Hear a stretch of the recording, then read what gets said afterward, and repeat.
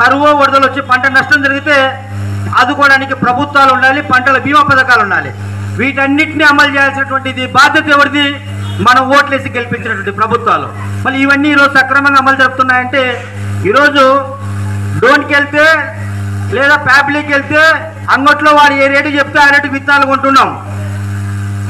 మందు బస్తాలు కానీ నీళ్ళ మందులు కానీ సౌకారు వాడు ఏ రేటు చెప్తే ఆ రేటు కొంటున్నటువంటి పరిస్థితి. కానీ పొద్దస్త మనం కష్టపడి పెట్టుబడి పెట్టేటువంటి డబ్బులన్నీ ఈరోజు అయ్యా మేము ఇంత పెట్టుబడిగా పెట్టాం, మేము ఇంత కష్టం చేసాం, ఈ కష్టానికి తగ్గట్టు మేము పండించినటువంటి పంటకు మేము పెట్టుబడి పైన నష్టం రాకుండా లాభం ఉండే పద్ధతిలో ధరలు నిర్ణయించుకున్నటువంటి హక్కు మాకు కల్పించండి అని చెప్పేసి ప్రభుత్వాలు అడుగుతుంటే ఏ ప్రభుత్వాలు కూడా ఈరోజు రైతులకు గిట్టుబాటు ధర కల్పించే పరిస్థితి లేదు. అందుకే ఆంధ్రప్రదేశ్ రైతు సంఘం అనేది రాష్ట్ర వ్యాప్తంగా రైతులను ఏకం చేస్తూ ఈ రైతులు బాగుపడాలంటే అన్ని సీజన్లో కూడా ఈ సీజన్ ఆ సీజన్ కాకుండా ఎల్లవేళలా రైతాంగానికి అవసరమైనటువంటి అన్ని రకాల విత్తనాలను ప్రభుత్వమే మన గ్రామాల్లో ఉన్నటువంటి రైతు సేవా కేంద్రాలు ఉన్నాయి, రైతు భరోసా కేంద్రాలని మనం అంటున్నాం. కానీ కొత్త ప్రభుత్వం వచ్చిన తర్వాత రైతు సేవా కేంద్రాలు పెట్టారు. రైతు సేవా కేంద్రాల నాణ్యమైనటువంటి మనకు అన్ని రకాల మొక్కజొన్న విత్తనాలు కానీ లేకపోతే జొన్నలు కానీ వరి కానీ ఇతరత్ర మన ఏరియా పండే ఏదైతే పంటలు పండుతాయో ఆ రకమైనటువంటి విత్తనాలు ప్రభుత్వం సరఫరా చేసిందంటే మనం ఏదో నకిలీ విత్తనాల బారిన పడి నష్టపోకుండా ఉంటాం కదా. కానీ ఏ ప్రభుత్వం కూడా ఎన్నికల కంటే ముందు మనల్ని ఓట్లు అడగడానికి వచ్చినప్పుడు మేము రైతులు అభివృద్ధి చేస్తాం, రైతులకు అవసరమైనటువంటి విత్తనాలు ఇస్తాం, ఎరువులు ఇస్తాం, గిట్టుబాటు ధర కల్పిస్తామని చెప్పి మాయమాటలు అయితే చెప్తాయి. తీరా అవసరం తీరిన తర్వాత ఈ మాటలలో మర్చిపోతారు. రైతులు ఏ రకంగా ఉన్నారని చెప్పి పలకరించడానికి రాదు. ఒక చిన్న ఉదాహరణ, నిన్న మన నంద్యాల జిల్లా కలెక్టర్ గారు ప్రకటించారు. ఏమని ప్రకటన అంటే ఈ జిల్లాలో 27 మండలాల్లో 244 గ్రామాల్లో 65,000 హెక్టార్లలో వ్యవసాయం చేసిన పంటలు వేస్తే వరి, మొక్కజొన్న, మినుములు, అరటి ఇతరత్ర పంటలు వ్యవసాయం ద్వారా దెబ్బతిని నష్టపోయినాయని చెప్పి ప్రకటన చేశారు. కానీ మేము ఈ గ్రామానికి వచ్చిన తర్వాత కొంతమంది రైతులు అడిగాం, ఈ గ్రామంలో పంటల పరిస్థితి ఏంటి అని. పడాల్సిన టైంలో వర్షం పడలేదు, కంకి వచ్చే దశలో మొక్కజొన్న వేస్తే సరైనటువంటి వర్షం పడక పూర్తి పంట రాలేదు, అరకొర పండినటువంటి పంట ఈ మధ్య కాలంలో కురిసినటువంటి వర్షంతో ఈరోజు పడిపోయింది, మొలకలు వస్తున్నాయి. 30-40 క్వింటాలు రావాల్సినటువంటి మొక్కజొన్నలు ఈరోజు 15-20 క్వింటాలు కూడా రానటువంటి పరిస్థితి అని చెప్పేసి రైతులు చెప్తున్నారు. ఇంకోవైపు ఇదే గ్రామంలో సుమారు 3,000 ఎకరాల వ్యవసాయ భూమి ఉంటే 1000 ఎకరాల వరకు మేము ఉల్లిగడ్డలు పండించుకొని బతికే వాళ్ళం. గతంలో 100 క్వింటాల వరకు ఉల్లిగడ్డలు పండేవి. గతంలో కనీసం 20 రూపాయలు రేట్ అమ్మినా కూడా 2,000 రూపాయలు మాకు ధర వచ్చేది. ఈ సంవత్సరం అడిగేవారు లేరు. చేలల్లో కోయడానికి కూలీలు కూడా వెళ్ళామని చెప్పేసి పొలాల్లో వదిలిపెట్టాము. పొలాలలో పశువులు తినిపోతున్నాయని చెప్పేసి పద్ధతిలో చెప్తున్నారు. మళ్ళీ ఇటువంటి పరిస్థితుల్లో ఈ మధ్య మనకున్నటువంటి మన ముఖ్యమంత్రి గారు ఉల్లి రైతులను ఆదుకోవడానికి 2.5 ఎకరాలకు 50,000 రూపాయల డబ్బులు నేను ఇస్తున్నానని చెప్పేసి ప్రకటన చేశారు. మరి మేము వచ్చినప్పుడు అడిగాం, అయ్యా ఏ రైతుకైనా మీకు ఈ డబ్బులు అందాయా అని. ప్రకటన రూపంలో ఉన్నాయి, కానీ ఇప్పటి వరకు ఈ జిల్లాలో ఈ గ్రామంలో ఒక రైతు కూడా అందిందని చెప్పేసి ఎవరు కూడా చెప్పినటువంటి పరిస్థితి. మేము అందుకే అడుగుతున్నాం, ఆంధ్రప్రదేశ్ రైతు సంఘంగా అధికారంలో ఏ పార్టీ నాయకులున్నా మీ రాజకీయాలు మాకు అవసరం లేదు. ఆంధ్రప్రదేశ్ రైతు సంఘంగా ఈ రాష్ట్ర అభివృద్ధి కోరుకునేటువంటి వాళ్ళగా ఈ రాష్ట్రంలో పంటలు పండించేటువంటి ప్రతి రైతుకు రైతాంగానికి అవసరమైనటువంటి అన్ని రకాల విత్తనాలను సీజన్లో కరెక్ట్ టైంలో మీ రైతు సేవా కేంద్రాల ద్వారా ప్రభుత్వం సబ్సిడీ రేటుకు, మాకేం ఉచితంగా ఇవ్వని కూడా అడగలేదు, సబ్సిడీ రేటుకు ప్రభుత్వం సక్రమంగా అందించండి. విత్తనం మంచిదైతే పంట మంచిదవుతుంది. కాబట్టి నాణ్యమైనటువంటి విత్తనాలను మీ ప్రభుత్వాలు అందించండి అని చెప్పేసి రైతుల తరఫున అడుగుతున్నాం. అంతేకాదు, విత్తనాలు వేసిన తర్వాత ఈరోజు మనం పరిపాలిస్తున్నటువంటి కేంద్ర రాష్ట్ర ప్రభుత్వాలు ఎక్కడే కానీ ఎరువులకు కొరత లేదని చెప్తున్నారు. కానీ బడ్జెట్ కేటాయించినప్పుడు ఎరువులకు కావాల్సినటువంటి బడ్జెట్ కేటాయించలేదు. ఈ సంవత్సరం 267 రూపాయలకు అందాల్సినటువంటి యూరియా బస్తా 500-600 రూపాయలు పెట్టి కొన్నట్టు పరిస్థితి. నిజమేనా కాదా? కొన్నారా మీరు కూడా రేటుకు? యూరియా వేస్తామంటే దొరకనటువంటి పరిస్థితి.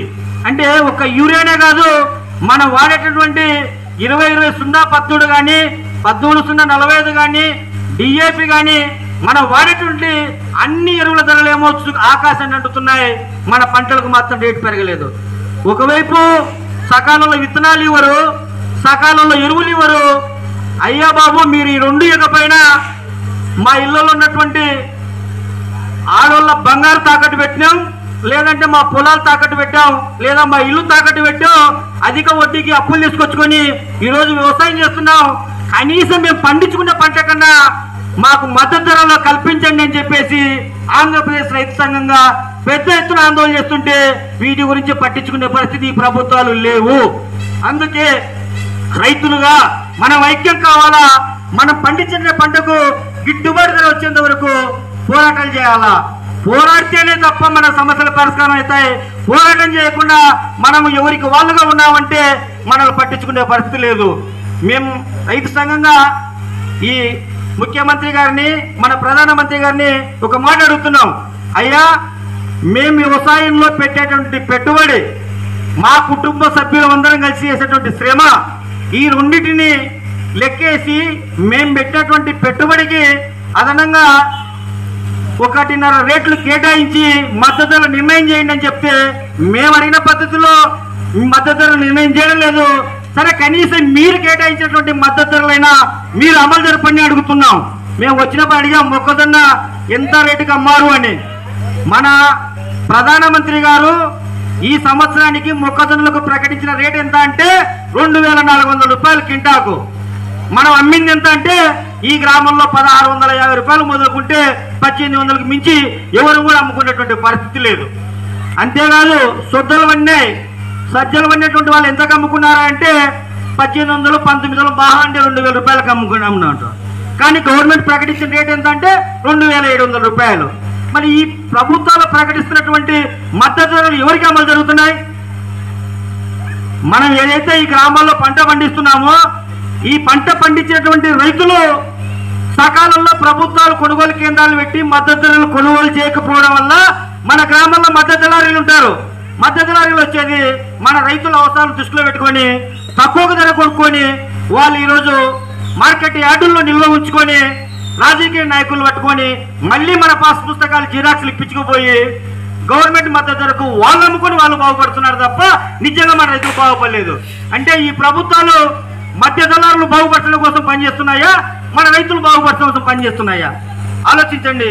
కాబట్టి ఆంధ్రప్రదేశ్ రైతు సంఘంగా ఈ నంద్యాల జిల్లాలో అన్ని మండలాల్లో అన్ని గ్రామాల్లో రైతు సంఘం నాయకులుగా మొత్తం అన్ని గ్రామాల్లో పర్యటించి రైతాంగ సమస్య తెలుసుకొని మీకున్నటువంటి రాజకీయాలతో మాకు సంబంధం లేకుండా మనమందరం కుల మతాలకు అతీతంగా మన రైతాంగం పండించుకునేటువంటి అన్ని రకాల పంటలకు మద్దతు ధరలు సాధించేందుకు మనమందరం ఐక్యంగా పోరాడదామని చెప్పేసి ఆహ్వానించడం కోసం మిమ్మల్ని అందరినీ కూడా రైతు సంఘాల్లోకి రామని చెప్పేసి పిలిచడం కోసం మేము ఈ గ్రామానికి వచ్చాం.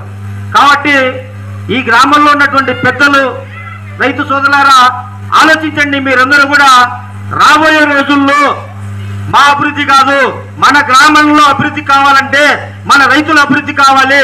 మన గ్రామంలో ఉన్నటువంటి వ్యవసాయ భూముల్లో పంటలు పండించేటువంటి ఏ రైతైనా ఈరోజు అన్యాయంగా అప్పుల పాలై ఆత్మహత్యలు చేసుకోకుండా ఆగాలంటే మనం అందరం కూడా రాజకీయాలకు అతీతంగా సంఘాలు ఏర్పాటు చేసుకోవాలా. ఈ సంఘాల ద్వారా మనం మన హక్కుల కోసం పోరాడాలా. ఆ రకంగా పోరాడితేనే మన రైతుల జీవితాల్లో మెరుగైనటువంటి జీవితం వస్తుంది. మనం ఆత్మహత్యలు చేసుకోకుండా మనం కూడా బతకడానికి సరైనటువంటి వసతులు కల్పించడం అవుతుంది. కాబట్టి ఈ ప్రభుత్వాలు ఎలాగో చేయవు. ఈ ప్రభుత్వాలు మెడలు వచ్చి మనం చేపించుకోవాలంటే ఖచ్చితంగా మనం ఐకమత్యం ఒకటే మార్గం. ఈ ఐకమత్యం రావాలి అంటే ఆంధ్రప్రదేశ్ రైతు సంఘంగా మీరందరూ కూడా ఈ గ్రామంలో రాబోయే రోజుల్లో ఆంధ్రప్రదేశ్ రైతు సంఘం కమిటీని ఒకటి ఏర్పాటు చేస్తాం. ఈ సంఘం కమిటీలో మీరందరూ కూడా చేరడానికి ముందుకు రావాలని చెప్పి కోరుకుంటూ నాకు ఈ అవకాశం కల్పించినటువంటి మీకందరికీ కూడా ఆంధ్రప్రదేశ్ రైతు సంఘం నంద్యాల జిల్లా కమిటీ తరఫున అభినందనలతో సెలవు తీసుకుంటాం.